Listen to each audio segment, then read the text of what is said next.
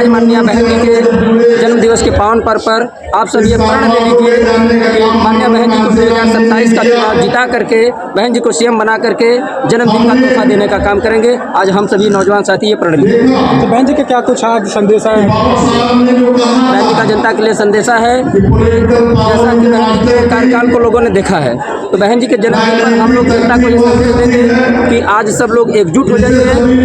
पर परिस्थितियाँ काफ़ी विपरीत हैं, समय के साथ नहीं चल रही हैं। बहन जी का शासनकाल आप लोग देखेंगे। तो आज बहन जी के जन्मदिन के पावन पर्व पर वही बात करेंगे कि बहन जी का संदेश है कि सर्व समाज से जुड़ करके, भाईचारा पैदा कर करके, सबको जोड़ करके, पार्टी से जोड़ करके एक बूथ सर बसपा के खाते में डलवा करके बहन जी की सरकार बनाना। लगातार वोट परसेंटेज माइनस में जाता हुआ दिखाई दे। देखिए सर, इसका कारण तो सर्व समाज जग जाहिर है। हल्का बेदी लंका ढावे अपने ही बीच से लोग निज स्वार्थ के लिए बाबा साहब ने अपनी पूरी कुर्बानी दे दिया। मान्यवर साहब आजीवन अविवाहित रहते हुए समाज के लिए, बहन के आजीवन अविवाहित रहकर समाज के लिए इतना कुछ कर दिया, लेकिन समाज के चंद चालाक लोग निज स्वार्थ के लिए, कुर्सी के लिए, मंत्री विधायक पद के लिए समाज का सौदा कर रहे हैं, वोट बेचने का काम कर रहे हैं, समाज को तोड़ने का काम कर रहे हैं। तो समाज को तोड़ रहे हैं। समाज में तमाम तरीके के नेता, जैसे नाम नहीं लेना चाहूँगा, अगर आप नाम लेने की बात करेंगे तो नाम भी ले लूँगा। क्या नाम बताइए, नाम ले लीजिए। हमारे जिले में भी है लोग, और राष्ट्रीय स्तर पर इस समय 4-5 लोग निकले हैं। बावन मेश्राम कहते हैं कि हम ईवीएम तोड़ेंगे। कितना ईवीएम तोड़े? अभी ईवीएम तोड़ते आपने देखा? केवल समाज को तोड़े। आए हैं नए नए हमारे एक नेताजी बनकर, जय भीम चंद्रशेखर आजाद। क्या कर रहे हैं आप? समाज को ही तोड़ रहे हैं।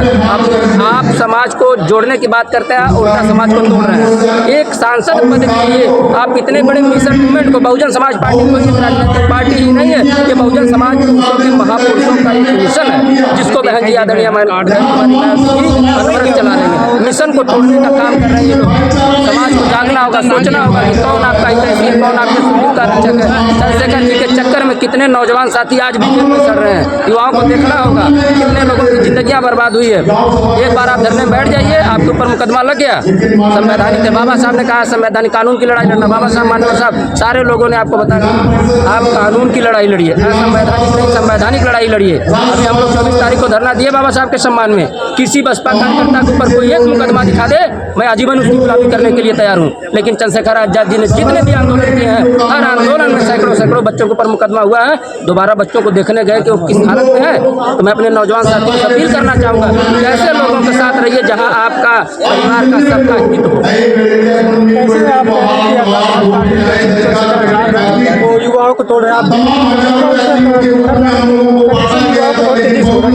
देखिए, जब तक भीम आर्मी थी तब तक युवा उनके साथ थे। जब उन्होंने पार्टी बना, क्योंकि उन्होंने पार्टी बनाने से पहले ही कहा था कि ना मैं कभी पार्टी बनाऊंगा, ना मैं कभी चुनाव लड़ूंगा, ना मैं राजनीति करूंगा।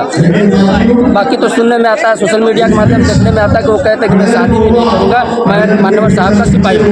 लेकिन उन्होंने क्या किया, क्या नहीं किया, मैं व्यक्तिगत जीवन पर बात नहीं करूँगा।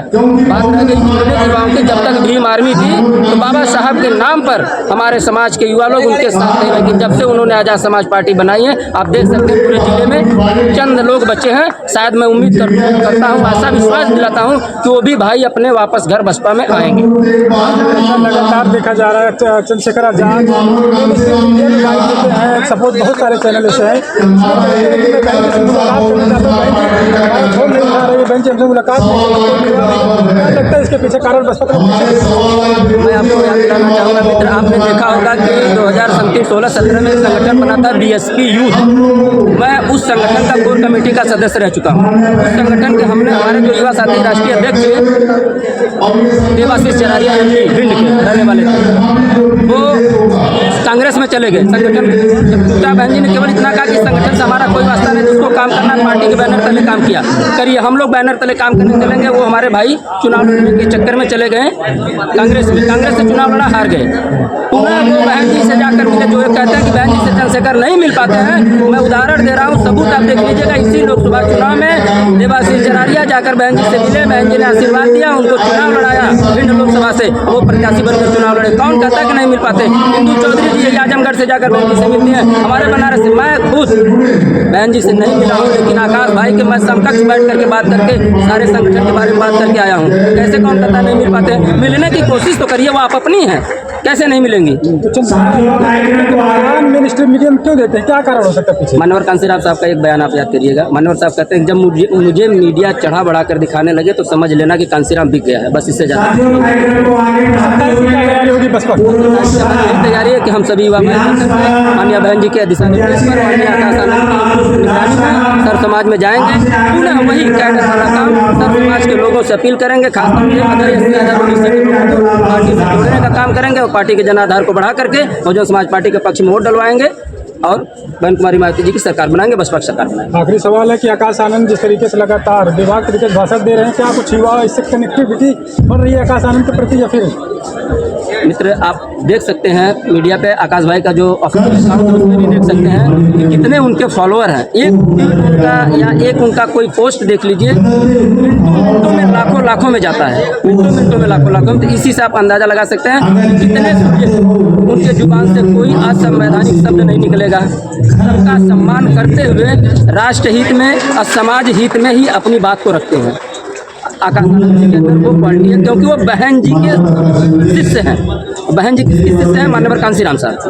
तो जो माननीय कांसीराम साहब का शिष्य, उनसे सीखा हुआ व्यक्ति कभी गलत बोल ही नहीं सकता। तो आकाश आनंद के ऊपर भी पिछले लोकसभा चुनाव कराया गया था, क्या कुछ कारण था? मुकदमा नहीं कराया गया था वो उसमें, जैसा कि बहन जी ने आपको बताया होगा, सर समाज ने देखा है कि बहन जी ने बोला था थोड़ा सा भाई भावना होती है, भावना में आकर के जनता के बीच में थोड़ा सा जो भी उनके मुँह से शब्द निकल गया होगा उसके लिए उन्होंने क्षमा मांगा, मुकदमा कुछ नहीं हुआ।